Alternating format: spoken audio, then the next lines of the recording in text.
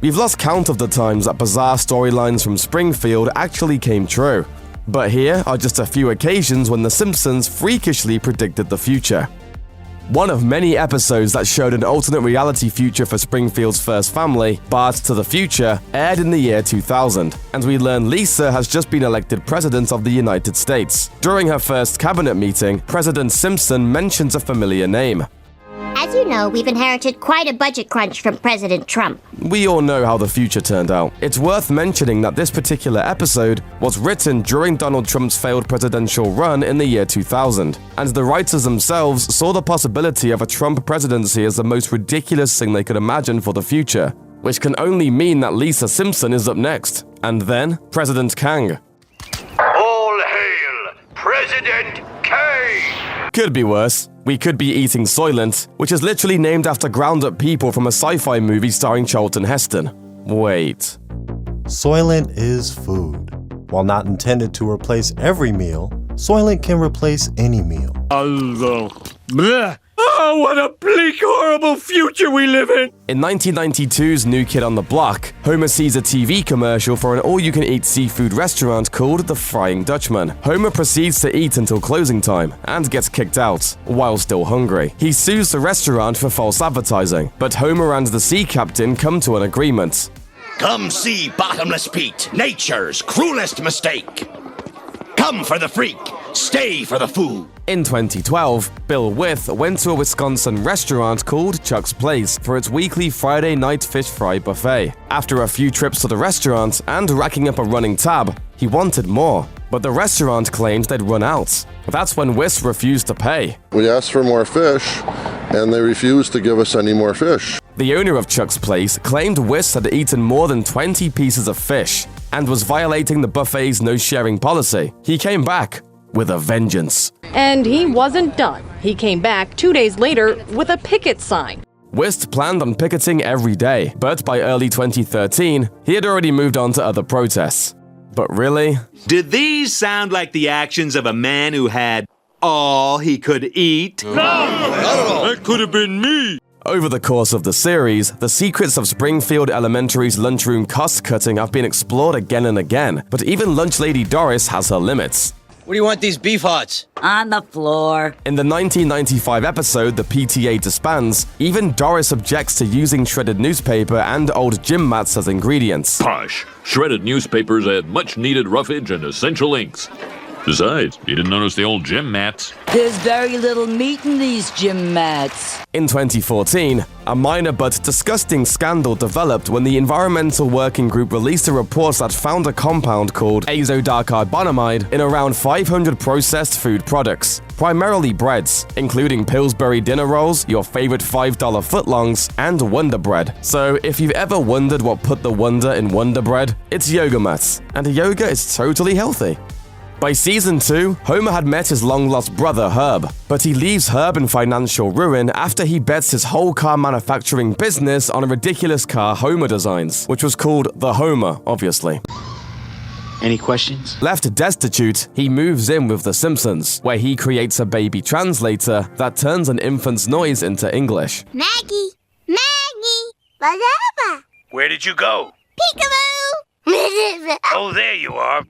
Very amusing. The original episode aired in 1992, and by the year 2004, Japanese tech and toy company Takara developed a real-life prototype of something very similar. After previously selling a device that analyzed the sounds of dogs barking, the prototype analyzed the baby's sounds, facial expressions, and body temperature to alert parents if the baby was hungry, tired, or needed to be changed. While the final product never emerged, other companies took the reins and produced other devices to analyze the fleshy, wet, loud riddles that are infants, ensuring that you'll always be able to completely emotionally detach from your helpless offspring. Yay!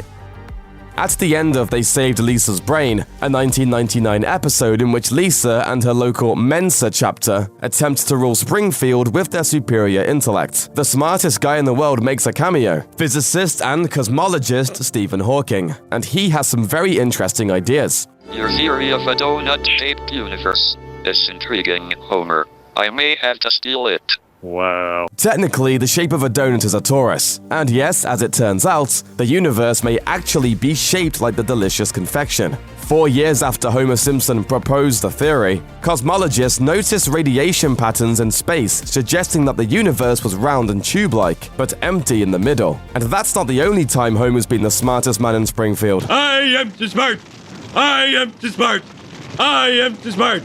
S-M-R-T. I mean S-M-A-R-T. While first proposed in 1964, it wasn't until 2013 that physicists discovered the Higgs boson, the field that basically holds atoms together. In other words, the discovery helps to define the very fabric of existence, and helps to maintain how the universe and matter work. And, once again, Homer was on the cutting edge of science. In the 1998 episode, The Wizard of Evergreen Terrace, Homer attempts to become a scientist and inventor, and is seen messing around with some formulas on a chalkboard. His meaningless math actually gets pretty close to the actual molecular weight of the Higgs particle, which, out of an infinite possible equations, is pretty impressive. But more importantly, when is reality going to finally catch up with the toilet chair? Believe me, every man in America will want to have one. Gangway, gotta poop. The halftime show of the 2017 Super Bowl made headlines, with Lady Gaga delivering a performance that was absolutely surreal, featuring high-wire stunts, pyrotechnics, and theatrical costumes. Having provided her own voice for her 2012 appearance on The Simpsons, Gaga was definitely familiar with her earlier animated performance, which bore some striking similarities to her Super Bowl show. Granted, Gaga's Springfield self was only a slight exaggeration on her normally outlandish persona. It's me, Gaga. Why is everyone looking at my purple hair full of bluebirds? But this one is pretty spot on. The 2001 episode Hungry Hungry Homer is all about Homer going on a hunger strike to prevent the local minor league baseball team, the Springfield Isotopes, from secretly moving to Albuquerque. Dancing away my hunger pangs, moving my feet so my stomach won't hurt. In 2002, the minor league Calgary Cannons announced a move to Albuquerque, and the local paper published a poll asking readers to come up with a new name for the team. No strangers to pop culture, the name Isotopes won, with 67% of the vote. While the idea very clearly came from The Simpsons, Isotopes is appropriate for a team moving so close to the Los Alamos National Laboratory. At least the power plants in New Mexico can't possibly be as bad as in Springfield, right? Well, in southern New Mexico, federal officials have confirmed that a local nuclear plant is leaking waste and releasing radiation into the surrounding area. Nope, those suck too. Stay safe, Isotopes. The Simpsons began life back in 1987 as a segment on The Tracy Ullman Show, one of the Fox network's first shows. That means a yellow-hued family has been a staple of the network since the beginning, and as such frequently pokes fun at its corporate overlords. And we can't watch Fox because they own those chemical weapon plants in Syria. The 1998 episode When You Dish Upon a Star found Homer working as a very annoying personal assistant to the then-married couple of Alec Baldwin and Kim Basinger, who voiced themselves. There are a number of jokes at the expense of celebrities and Hollywood in general, thus allowing the show another chance to slip in another joke about Fox's business practices. There's a brief shot of the entrance to the 20th Century Fox lot, which a sign says is a division of Walt Disney Company. Nearly 2 decades later, the actual Walt Disney Company, flush with cash from numerous successful blockbuster flicks, acquired 21st Century Fox for a cool $71.3 billion. So now Disney actually does own Fox and The Simpsons. Ay, caramba! Curling is a unique sport that involves a careful pushing and sweeping of a large stone on an ice rink. It's been a regular event at the Winter Olympics since 1998. Teams from cold, snowy countries like Canada, Sweden, and Switzerland usually dominate the medal count. Before 2018, Team USA had reached the medal podium only once, when the men's team won bronze in 2006. The relative lack of American presence in the sport added an extra air of unlikelihood to the 2010 Olympics-themed Simpsons episode Boy Meets Curl, in which Homer and Marge become a mixed doubles curling duo for Team USA. They wind up winning the gold medal, an achievement that was improbably matched by the real American men's curling team in 2018. Even weirder about this Simpsons prediction is that the show foresaw mixed doubles curling being an Olympic event in the first place, as it wasn't part of the Winter Games lineup until 2018. USA! USA! Oops. The recurring character, Fat Tony, is the big man in charge of Springfield's legitimate businessman social club. In other words, he's a local organized crime boss. He's been involved in a number of shady and illegal activities, and the 2002 episode Papa's Got a Brand New Badge involved one of his weirdest schemes ever. Homer's security company Springfield busts Fat Tony for gluing cotton balls onto ferrets, with plans to sell them to a pet store by passing them off as far more expensive toy poodles. Despite the unusual nature of this plot, it was remarkably similar to one a real-life criminal actually attempted. With this latest arrest, Springfield is now free of crime, although overrun with ferrets.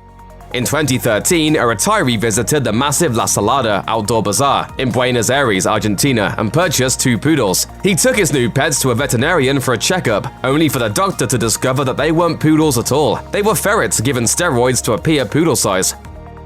Bart and Lisa love the Itchy and Scratchy Show, the cartoon segment on the Krusty the Clown show that features the unspeakably gory antics of a Tom and Jerry-style cat and mouse. In the 1992 episode Itchy and Scratchy the Movie, the promoters of the duo's feature film have to pull out all the stops, so they install a billboard in Springfield showing Itchy using a movie camera to chop off Scratchy's head. Blood spews out of the billboard with every chop, to the delight of drivers below.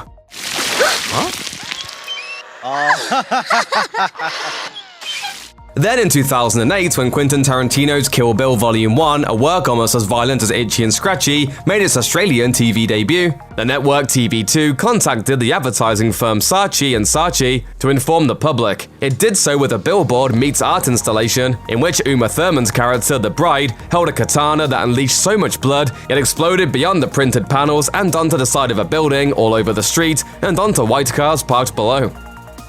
The 2010 episode Elementary School Musical begins with Lisa and her friends watching the announcement of that year's batch of Nobel Prize winners. They're more than a little bit nerdy, so they've all made predictions and printed them out. The Simpsons writers really do their research for these scenes, as they aim to get the details just right for even the briefest of sight gags. The friend group's little chart lists 20 possible Nobel winners across 5 categories, and all of them are real people and outstanding members of their respective fields. Milhouse's pick to take home the big prize in economics is Bengt Holmstrom, a Finnish economist and MIT faculty member. Amazingly, the usually hapless Milhouse got it right, as Holmstrom really did win the Nobel Prize for Economics in 2016.